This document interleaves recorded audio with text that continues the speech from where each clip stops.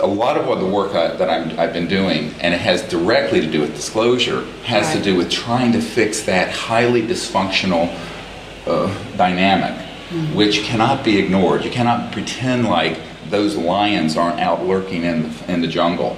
You don't have to capitulate, but you have to try to educate them and give them another vision. And one thing I say to the people is that people who are addicted to secret power, Kissinger once said, power is the ultimate aphrodisiac. Yeah. Then the secret power would be that on steroids and Viagra and every other thing, to be quite blunt.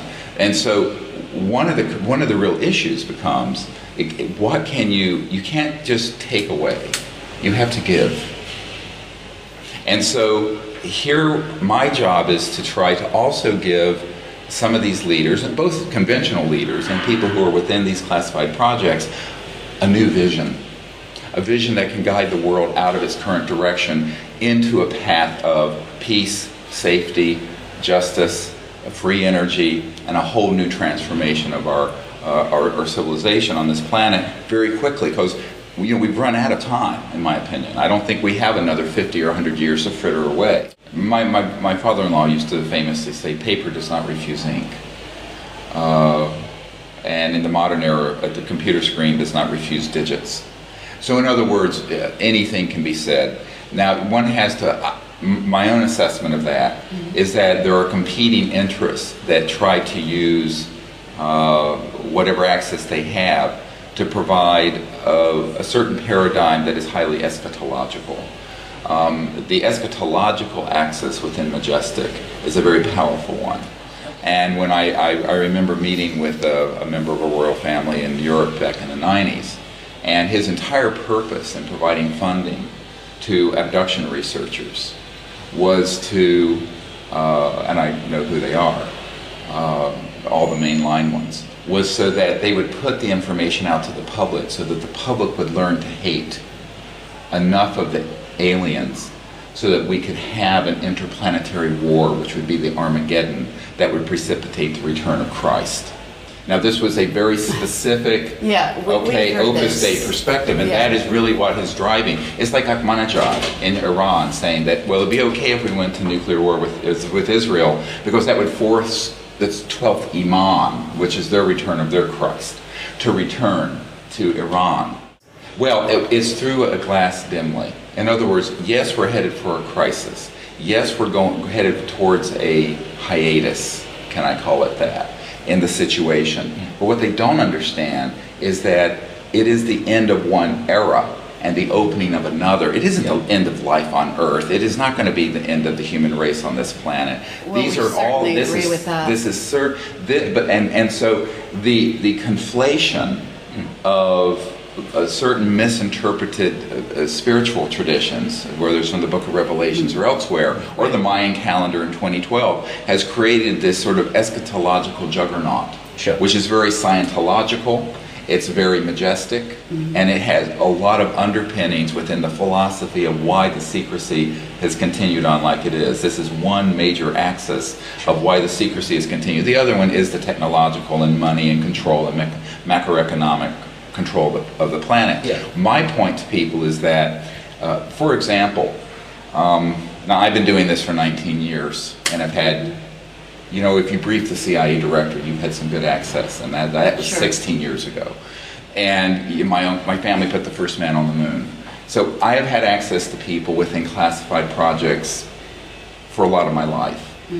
And for example, and I know that we're going to probably disagree on this because I saw what you wrote on your blog after my talk last night. There are people who have been exposed to what they wanted them to see. This Bob Lazar was one that they then allow to speak out. Now the question is, what's the agenda behind that allowing? I have had more than a dozen people who have worked in facilities in Dulce and in Pine Gap in Australia, and other places where they have actually been growing the gray and reptilian species that people think are ETs. And that the people who've been in the projects think they're working alongside an alien. And they're not. They're absolutely what are called nano-biomachines. and they are programmed life forms. And there is no question that that is going on. And so the larger question becomes, if someone comes up to you with just an empirical observation, what is it they're seeing? Now I'm going to cross over into something even more controversial. We have some people at Lockheed and another program, I can't say where it is, but it's in the South, in an underground facility, and the chief scientist is someone I know very well. And they have developed electromagnetic systems where they can put someone into a state, and they can go into, and this gets into a cosmological complex discussion now, a lower astral or denser astral field, and some would call this demonic. And they can actually see beings and creatures there and bring them in three-dimensional and materialize in flesh and blood through these electronics. So a lot of these things that people are seeing have nothing to do with interstellar and extraterrestrial. So when I talk about the interstellar civilizations that also have trans-dimensional capability, you can't go through interstellar space at the speed of light or less. Right. But there's a cosmological indigestion happening within ufology and disclosure that I find disturbing, because people are conflating interdimensional with extraterrestrial with PLFs that are programmed life forms, man-made, and all of this is being put together as if it is one thing, and it isn't. It's unfortunately much more complex than this, and this is exactly why. I agree with that as well. It's very complex. This is why when Martin Cannon, back in the late 80s, put together a 2,000 footnoted paper and collection proving the military human involvement with abductions, and that the creatures they were using were not ET. There wasn't some alliance between Majestic and these ETs. The ETs wouldn't bother with them. Now I say they're aliens, but they're not extraterrestrials. Okay, and now we're getting into, and people say I'm being cheeky. I'm not, because these are very bizarre creatures, and some of them even, now I'm going to take it one step further. You've all heard of Roswell. And you've all heard of that there have been a number of electromagnetic weapon systems that have targeted and knocked down interstellar vehicles, not at a great kill rate in the early days.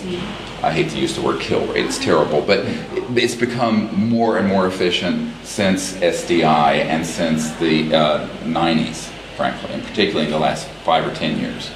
What happened, however, in the early days, they had enough crude stuff. Of course, we had things like the Philadelphia experiment, which did not happen in Philadelphia. It happened in Rhode Island. That was the cover story. That's another whole discussion.